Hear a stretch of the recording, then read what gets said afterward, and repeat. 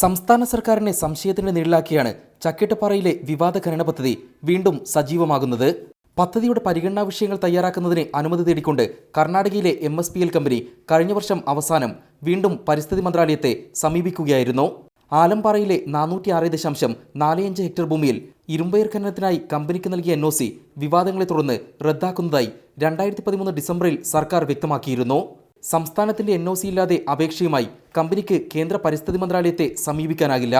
ഒന്നുകിൽ NOC റദ്ദാക്കുമെന്ന് പ്രഖ്യാപിച്ചതല്ലാതെ അതിനുള്ള നടപടികൾ സർക്കാർ സ്വീകരിച്ചിട്ടുണ്ടാകില്ല, അല്ലെങ്കിൽ വീണ്ടും NOC നൽകിയിട്ടുണ്ടാകാം. ഏതായാലും കമ്പനി സമർപ്പിച്ച അപേക്ഷ പരിസ്ഥിതി മന്ത്രാലയത്തിന് കീഴിലുള്ള അവലോകന സമിതി ഡിസംബർ 22, 23 തീയതികളിൽ പരിഗണിച്ചതായി രേഖകൾ വ്യക്തമാക്കുന്നു.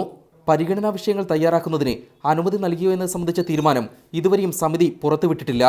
2009 LDF സർക്കാരിന്റെ കാലത്താണ് ബെല്ലാരിയിലെ MSPL കമ്പനി ഖനനത്തിന് അനുമതി തേടിക്കൊണ്ട് സർക്കാരിനെ സമീപിച്ചത്.